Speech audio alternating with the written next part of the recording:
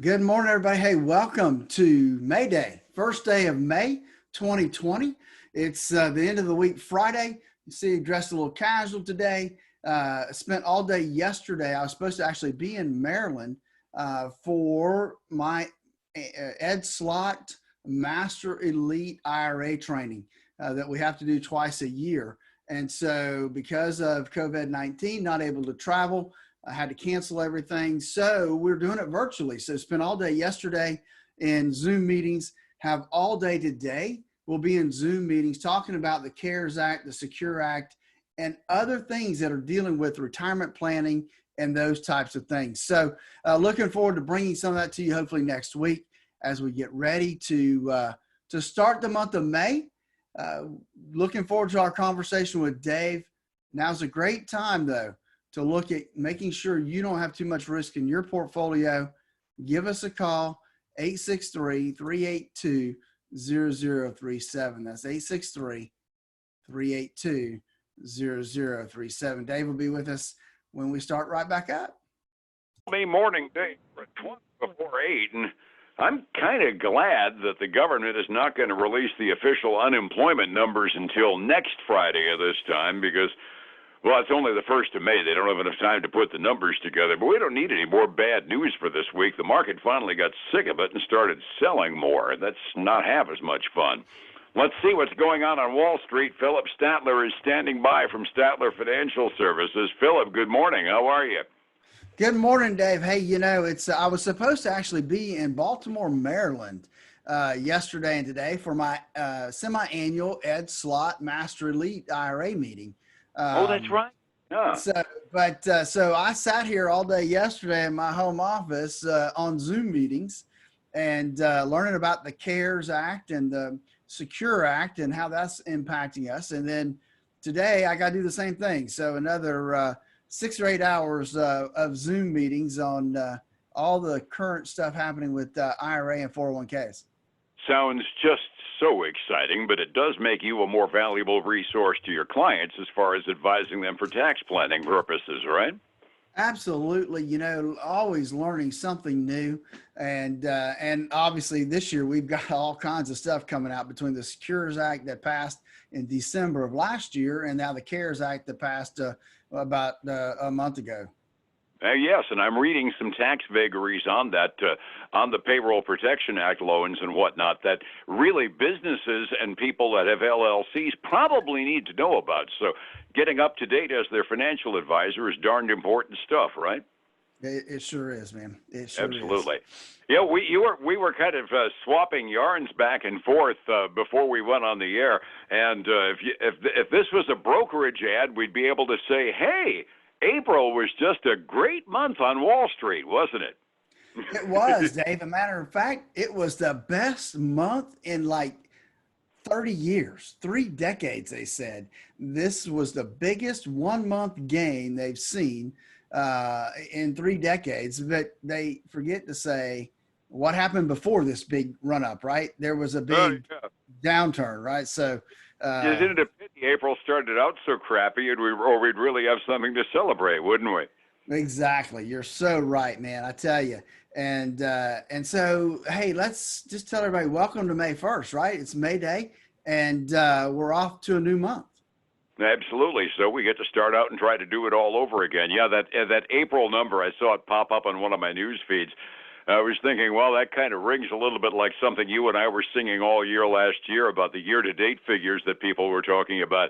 Everybody was all proud of the year-to-date gains in the market last year, except for the fact that it started out in the middle of a correction, which kind of made things look weird. I was timing things from October something or another as far as how we were doing all through 2019. So welcome to April of 2020, right?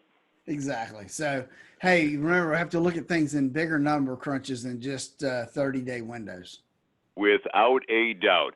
A lot of macro news to really talk about today, which is kind of refreshing. One of the Federal Reserve governors hit the rubber chicken circuit this morning and told his audience that he expected to see the unemployment rate at the end of this year, not this month, at the end of this year, to still be up in the 8 to 10% range. That's not exactly the news we wanted to hear from somebody with his finger on data that we don't get. Well, that's true. That's not what we want to hear, but it's probably, if you think about it, it's pretty realistic if you give the fact that how slow we are starting this process out. I mean, restaurants being able to only have 25%. Hey, they can't hire their full staff back at that level. And who knows how long we're going to be in these different stages before we get to move to a 50 to 100% occupancy in restaurants and retail stores, because that's going to be the employees that are hurting the most. Absolutely. Yeah, we're erring on the side of prudence, and from a healthcare standpoint, that's probably wise. But the number of howls that you're seeing on Facebook and social media and in the news about how we aren't opening up fast enough, it's certainly a split vote as to whether or not we're doing this right. And there's no doubt whatsoever it's going to make that bounce back that you and I are saying is probably going to be a lot faster than most recessions, but it's going to make the bounce back slower than our dreams would have it as well, won't it? That's so true. And, you're right. There's people on both sides, and, and rightfully so, right? There's the people on the economic side that aren't working, that want to get back to work because they need the income. And there's the people on the other side that are looking at the health issues. And if we get too fast, and we'll put more people subject to the COVID-19. And so, there's got to be a happy medium there. And I'm on the side. I'm not sure we're there. I'm all that goes through my mind as I watch the argument going back and forth. I'm so dang glad I'm not in government having to make those decisions right now. That's true. That's true, because you can't win. Absolutely. Hey, we do have earnings reports, so really out the yin-yang this morning from a whole lot of household names. The one that caught my eye the most was last night when Amazon reported, and they had just absolutely great numbers, and Jeff Bezos said, don't get too excited, sit down. I may make $4 billion, but I'm going to spend it all on corona concerns. Yeah, sometimes he's like Trump, he needs to just be quiet, just do it, But Amazon did have a kind of a lackluster quarter, really. They earned $5 a share. They were expected to earn $6.25 a share, so they missed on earnings last quarter. They did beat on revenue. They made some significant things, but you're right. Bezos came out and said, "Hey, second quarter." It may be the first quarterly loss we have in the last 5 years, but he's planning on spending a lot of money in response to this COVID-19 outbreak. So even though they had a good quarter, they're going to be down. They're down this morning almost 5% from where they closed out yesterday. Understood. A lot of that expense is the fact that he basically gave all of his hourly employees like a $2 an hour raise. And then he said he's going to increase the amount of sanitation efforts in their shipping areas, so they're able to make that work in the process. And the fact that they've slowed down Prime, that'll tell you that instead of having, people standing right next to each other handing stuff face to face, they're actually walking across the room with your package, and that's slowing stuff down. All good healthcare concerns, but if you're an Amazon shareholder and you're in it for the short term, it's not exactly what you wanted to hear.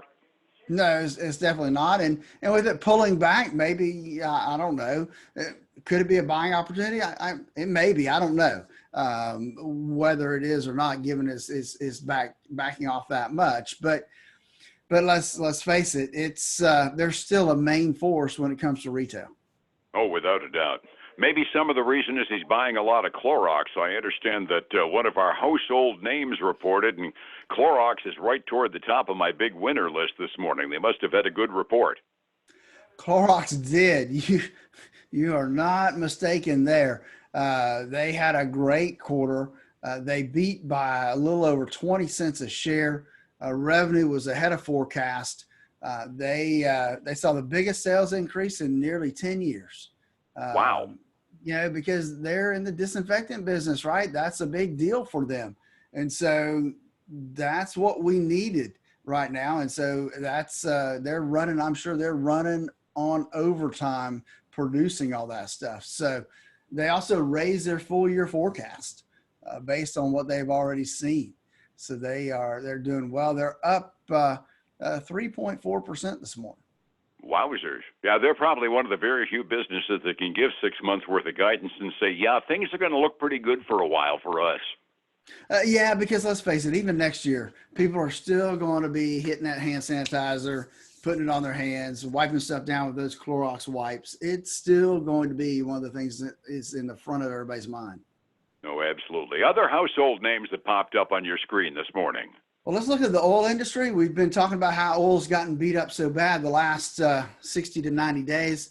And so we've got Exxon Mobil and Chevron both reporting.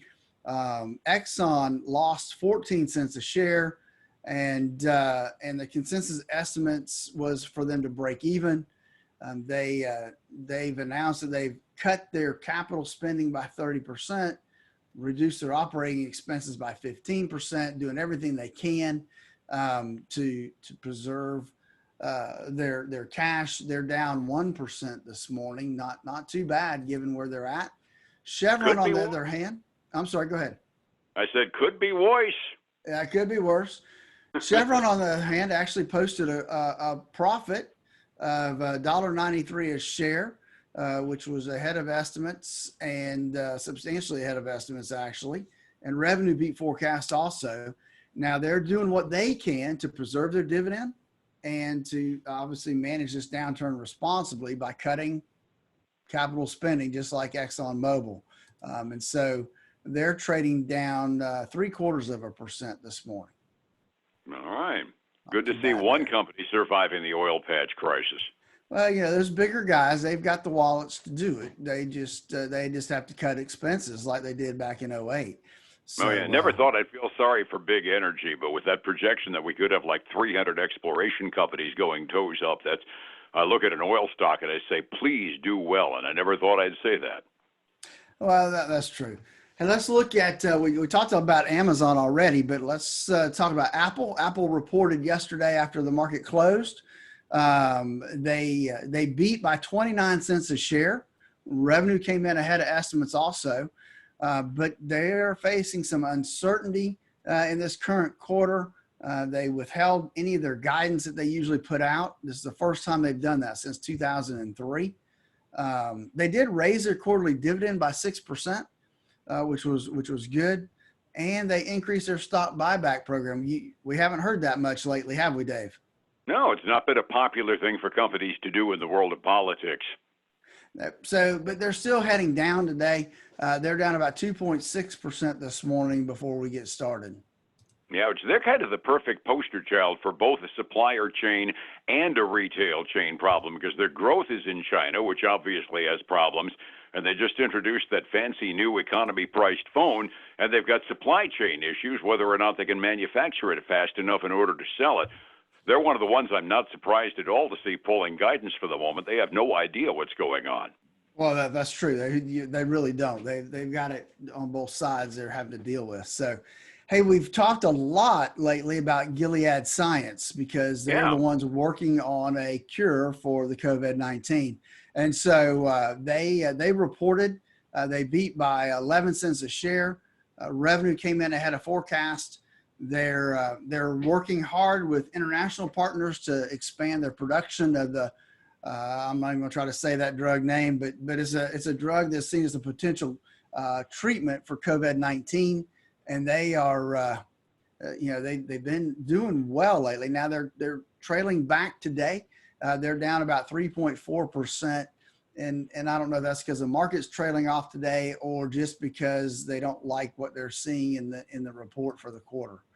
We're going to cross our fingers. It was just the report from the quarter that there isn't some bad news floating around the marketplace for that cure. Exactly. And let's talk about Visa, because Visa is one of those things that kind of gives us an idea of how the economy is going, right? Because people use plastic. That gives us some good information. Visa beat by 3 cents a share in this past quarter. And their revenue was ahead also, but I think it's more important that we look at for them what they think is going to happen down the road. And so they actually are one of the companies that have pulled their full year forecast. They're saying there's a lot of uncertainty due to the rising unemployment. and the fall in consumer spending that we saw yesterday's numbers. And so they're trading down about 2.6% this morning. And then the last one I want to talk about is MGM. MGM Resorts lost 45 cents a share. That was 10 cents more than what was expected. The revenue also missed. Let's face it, the resorts, the MGMs, the travel industry is getting beat up no matter how you look at it.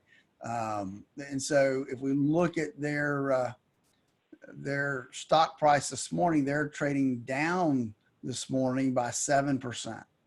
And they probably would be more if everybody hadn't sold them like chiclets when we assumed they were going to have a crummy report, right? That's true. I mean, if we look at their 52-week low, it was $5.90 a share. People that jumped on it then are probably happy right now because it's up to $15.65 a share. Well, they really aren't hurting all that bad comparatively given the economic conditions then. Setting the table for the morning, it was an off day on Wall Street yesterday. All the indexes were off. NASDAQ only by about 0.25%. Dow and the S&P were both down one side or the other of a full percent down. I'm seeing red ink again this morning, Phillip. It looks to me like 45 minutes early. We're not starting May the way we had in mind, are we? No, we're really not. As a matter of fact, we've got some, I would call it deep red, Dave, this morning before we get started. We've got the Dow, probably the best of all of them right now. It's down 1.86%. The S&P 500 is down 2.04%, and the NASDAQ's down 2.25%. So everything is down, and the best one is the Dow right now. We've got gold and silver are split this morning. We've got silver trending up by 0.1%, gold trending down by about 0.4%. Man, look at crude oil, Dave. We're back up over 20, up 6.8% this morning to $20.12 a barrel. All we got to do is double that price and we can start hiring some oil workers again. That's true. Maybe it'll get there. I'm getting cynical, I am. We got kind of a mixed bag with a red tinge around the rest of the globe. Asian markets mixed. Japan was off by almost 3%. Chinese markets generally up this morning. Europe is trading down based upon our futures so far. Phillip, we were talking about it earlier. With all those new tax rules and all that money flowing out of the government, planning ahead for your investments and your taxes is always wise. And you're the expert. How do I get a hold of you to find out and pick your brain? Dave, give us a call at 863-382-0037. Catch us online at Facebook, Statler Financial Services. Follow us there to get good information. And then check out our website, statlerfinancial.com, and then join us every weekend for the Statler Financial Radio Show, 6 a.m. in the morning on Saturday for you early risers. For everybody else, noon on Saturday on News Talk 730, and then Sunday 10 a.m. same place, News Talk 730 a.m. And online at newstalk730am.com. Phillip, you are everywhere, and you'll be back tomorrow on Monday morning, right? Yeah, not tomorrow, but Monday I'll be back. I'm going to be on the golf course, so I won't be here either tomorrow. I'll see you then. Have a good weekend, my friend. All right, you too, buddy. Have a great day. Appreciate it. It's 105.7 Light FM and Statler Financial Services, Phillip Statler. Hey, everybody. Charlie and I want to wish you guys a great weekend. Hope you have a good day. May Day. Hopefully May will be as good as April, but we will keep our eyes on the market and keep you informed. Have a great weekend and join us again Monday morning. Have a great day.